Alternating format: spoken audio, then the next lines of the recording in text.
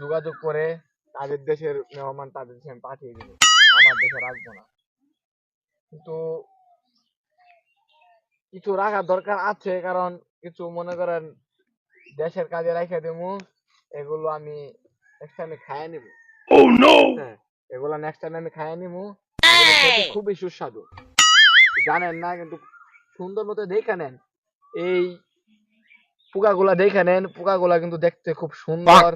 এই যে তার কালো দুইটা ঠোঁট, যদি চিপা দেয় তাহলে মনে করেন 14 সিঁড়ির নাম বুলায় ফেলা।